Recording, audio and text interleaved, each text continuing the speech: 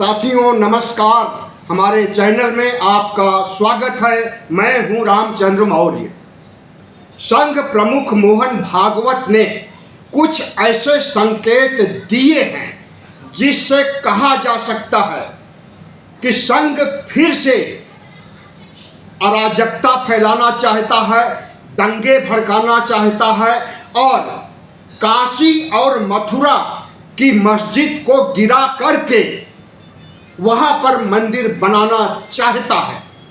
इन्हीं संघ प्रमुख ने कहा था कि अयोध्या के बाद, राम मंदिर बनने के बाद अब हमारा कोई टारगेट नहीं है। अब हम मस्जिद के नीचे मंदिर की तलाश नहीं करेंगे।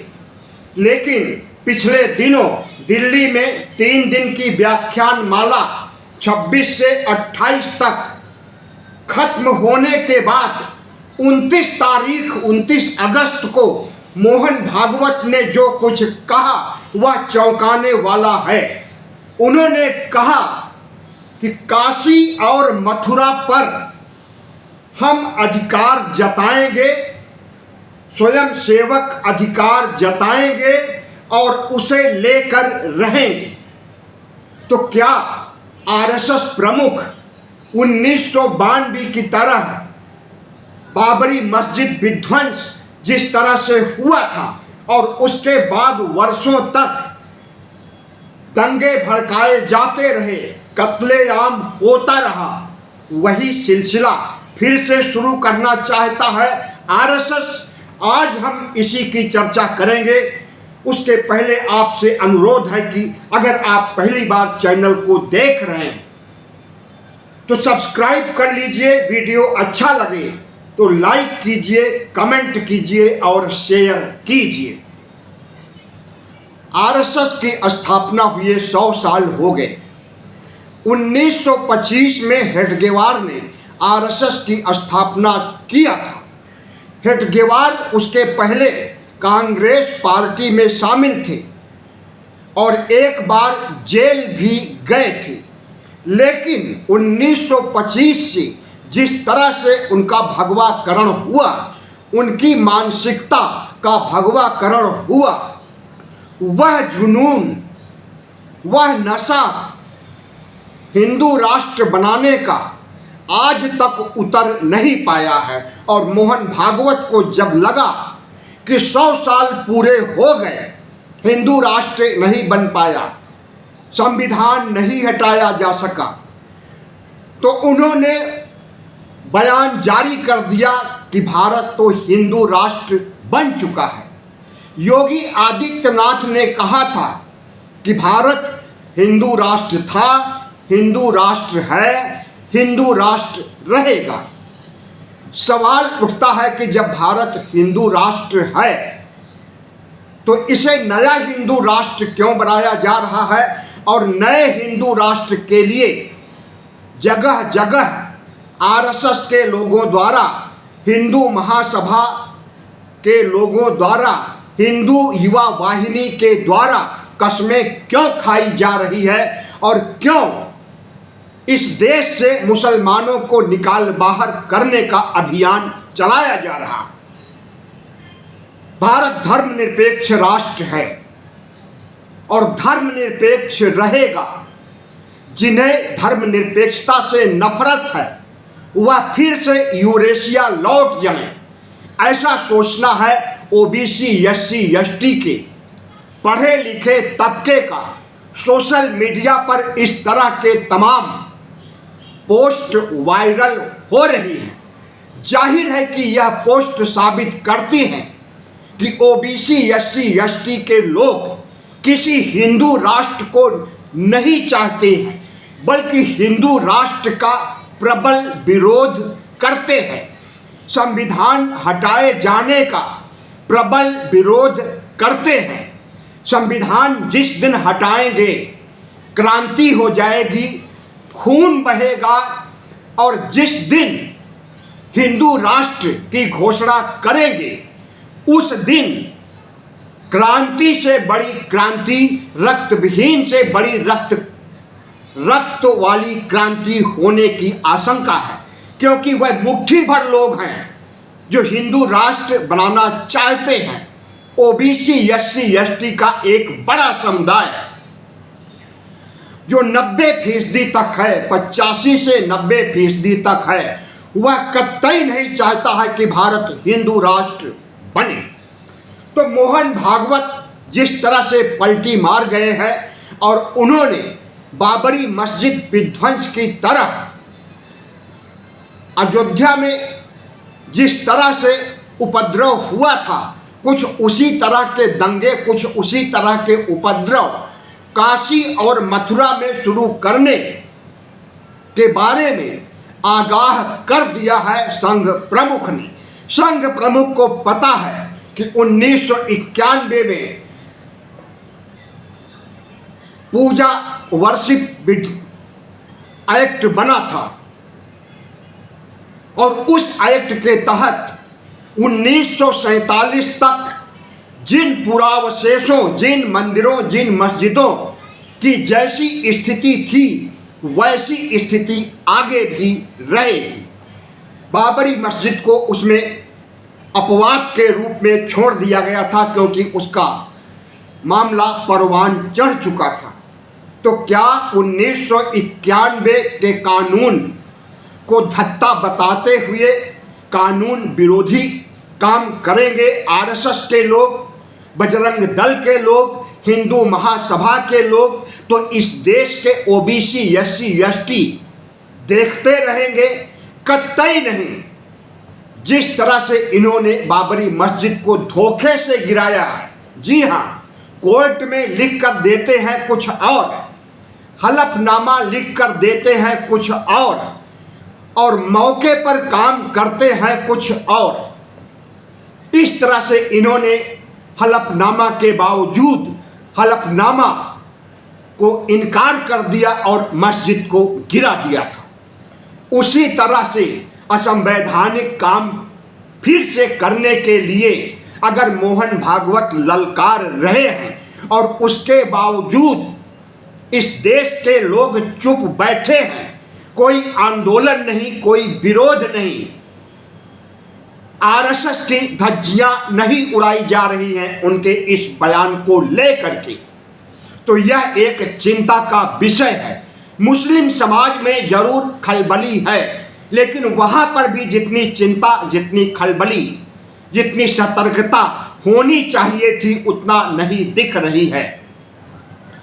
मोहन भागवत का आरएसएस 100 साल पहले जब बना तो इसने आज़ादी की लड़ाई में साथ नहीं दिया। 1930 में सविनय अवज्ञा आंदोलन हुआ, उसमें आरएसएस शामिल नहीं हुआ। 1942 में भारत छोड़ो आंदोलन महात्मा गांधी ने मुंबई से शुरू किया, उसमें आरएसएस नहीं शामिल हुआ और अपने स्वयं सेवकों को पत्र लिख करके आरएसएस प्रमुख हेडगेवार ने कहा था कि संघ की तरफ से आपको छूट नहीं दी जाएगी कि भारत छोड़ो आंदोलन में जाइए। संघ भारत छोड़ो आंदोलन का समर्थन नहीं करता है, संघ अंग्रेजों का समर्थन करता है।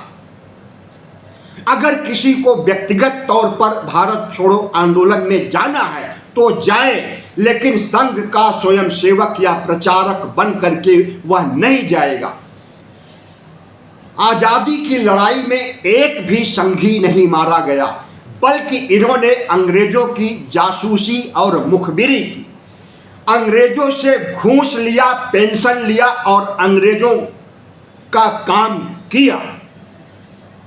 हम समझते हैं कि जिस तरह से सावरकर ने एक नहीं अनेक बार, 6 बार से अधिक अंग्रेजों से माफी मांगने का काम किया था, उससे उसने न केवल हिंदुत्व को शर्मसार किया बल्कि भारत की जनता को भी शर्मसार किया था। और उसी माफीबाज को, उसी माफी वीर को अगर 2014 से लेकर अब तक भारत रत्न देने की बात कही जा रही है, लेकिन कांग्रेस और धर्मनिरपेक्ष शक्तियों के दबाव की वजह से सावरकर को भारत रत्न नहीं दिया जा सका है। तो उस आरएसएस और सावरकर और इनके तमाम नेताओं को दंडित करने के बजाय अगर प्रधानमंत्री नरेंद्र मोदी आरएसएस की सराहना लाल किले से करते हैं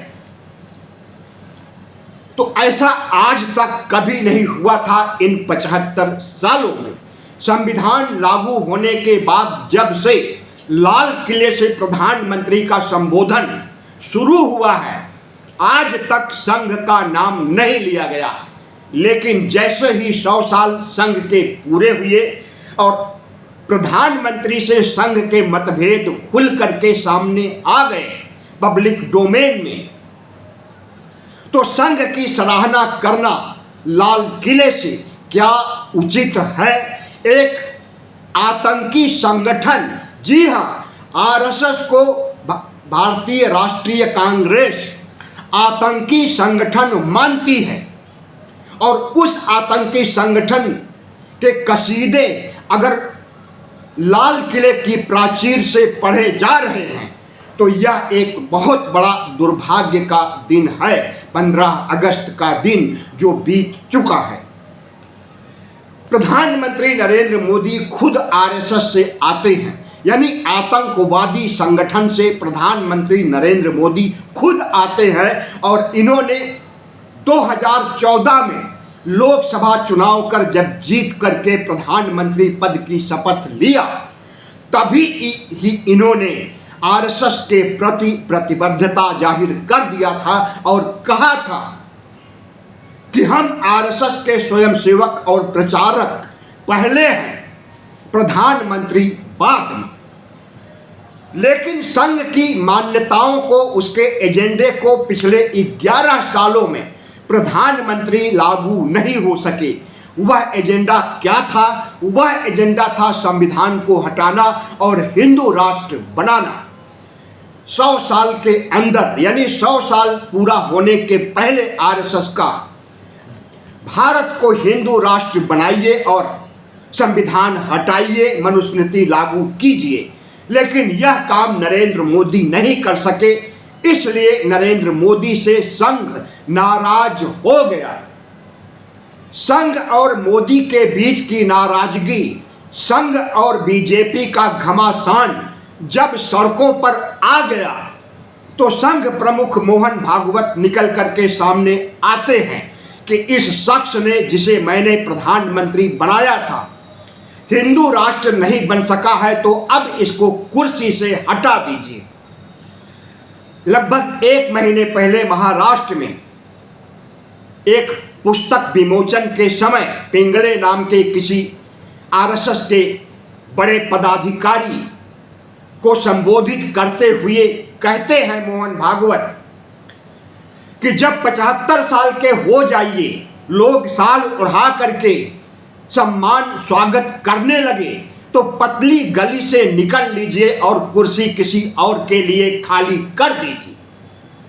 यह बात उन्होंने नरेंद्र मोदी का नाम लिए बगैर नरेंद्र मोदी के लिए ही कहा था कि हिंदू राष्ट्र नहीं बना सके, संविधान नहीं हटा सके, भगवा संविधान नहीं लागू कर सके, तो हट जाइए कुर्सी से। लेकिन पिछले दिनों लगा कि नरेंद्र मोदी की सरकार संकट में आ गई है और संघ को भी लगा कि मोहन भागवत को भी इस्तीफा देना पड़ सकता है 11 अगस्त को, क्योंकि उसी दिन वह भी 11 सितंबर को, क्योंकि उसी दिन वह भी 75 साल पूरे कर रहे हैं। तो बीच का रास्ता निकाला मोहन भागवत ने कि मोदी जी, न तुम इस्तीफा दीजिए न हम इस्तीफा देंगे। दोनों लोग सत्ता में रहकर, संगठन में रह करके इस देशवासियों 140 करोड़ देशवासियों के सीने पर मूंग दलते रहेंगे जैसे पहले दले हैं। दोनों में गुप्त समझौता हो गया और उसके बाद संघ प्रमुख कहते हैं कि हमने तो कभी कहा ही नहीं कि कुर्सी खाली करो, कुर्सी खाली करने की आवाज़ तो राहुल गांधी उठा रहे हैं, गद्दी चोर कुर्सी छोड़, गद्दी चोर, वोट चोर गद्दी छोड़। पूरे बिहार में नहीं, पूरे भारत में गूंजने लगा है बिहार से उठी हुई आवाज़।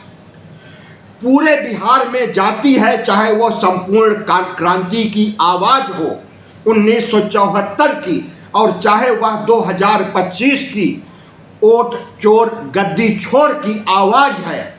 पूरे भारत ही नहीं, पूरी दुनिया में यह आवाज़ जा रही है। तो संघ आज चाहता है कि वह मुसलमानों के सभी मस्जिद को जमींदोज कर दे। जिस दिन उसे काशी और मथुरा की मस्जिद मिल जाएगी, उसे ढहा करके मंदिर बनाएगा और उसके बाद फिर लाल किला, ताजमहल, कुतुब मीनार के बारे में या और तमाम मस्जिदों के बारे में 3000 मस्जिदों का खाका खींच रखा है। उसे मुक्त कराने के मामले में उसके नीचे शिवालय की, शिव मंदिर की तलाश की जाएगी और एक भी मुस्लिमों की मस्जिद नहीं बचने पाएगी। एक भी मुगल कालीन अवशेष, चाहे वह लाल किला हो, चाहे वह कुतुब मीनार हो, चाहे वह ताजमहल हो, कुछ भी नहीं बचने पाएगा। गुलामी के प्रतीकों को खत्म करने के लिए संघ ने कसम खाई हुई है और उस कसम को मोदी के रहते हुए पूरा करना चाहती है। तो इस देश को सावधान हो जाना चाहिए कि आरएसएस एक ऐसा संगठन है जो मुस्लिम लीग का विरोध तो करता है, लेकिन उसी मुस्लिम लीग के साथ गलबहियां डाल करके बंगाल में सरकार बनाता है और श्यामा प्रसाद मुखर्जी उसमें मंत्री होते हैं।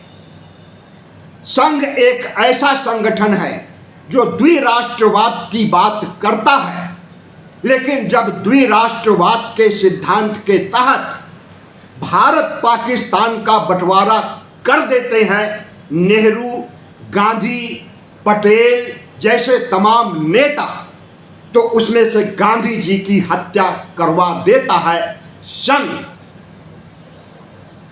संघ एक ऐसा संगठन है जो इस देश में ओबीसी, एससी, एसटी पर वर्ण व्यवस्था लागू करना चाहता है और 2000 साल पहले जिस गुलामी, जिस जहालत और जिस छुआछूत के दंश में ओबीसी, एससी, एसटी के लोग थे, उसी तरफ फिर से मनुस्मृति युग की ओर भेजना चाहता है। संघ एक ऐसा संगठन है जो इस देश में ब्राह्मणवाद फिर से कायम करना चाहता है, सवर्णवाद फिर से कायम करना चाहता है। संघ एक ऐसा संगठन है जो इस देश से लोकतंत्र को खत्म करना चाहता है, संविधान को खत्म करना चाहता है, धर्मनिरपेक्ष राष्ट्र भारत को खत्म करना चाहता है और धर्मनिरपेक्ष भारत की जगह हिंदू राष्ट्र बनाना चाहता है। तो संघ के फलसफे को समझिए और इससे सावधान हो जाइए। काशी, मथुरा की मस्जिदों को बचाने के लिए ठोस उपाय किया जाना चाहिए। सरकार तो बचाएगी नहीं, क्योंकि सरकार खुद भगवा सरकार है। सुप्रीम कोर्ट को सामने आना चाहिए और मोहन भागवत के इस बयान के आधार पर मोहन भागवत को गिरफ्तार किया जाना चाहिए, क्योंकि उन्होंने कहा है कि जो हुड़दंग अराजकता दंगे बाबरी मस्जिद के लिए किए गए थे उसी की आशंका है और उन्होंने जिस तरह से काशी और मथुरा पर क्लेम किया है उनकी गिरफ्तारी होनी चाहिए। इसलिए भी होनी चाहिए कि उन्होंने संविधान का विरोध किया है। 1991 के पूजा वर्शिप एक्ट का विरोध किया है, इसलिए संघ प्रमुख की गिरफ्तारी होनी चाहिए ताकि फिर से देश में दंगे न भड़कने पाए, अराजकता और खूनी माहौल न होने पाए। साथियों, वीडियो अच्छा लगा हो तो सब्सक्राइब कर लीजिए, लाइक कीजिए और शेयर कीजिए।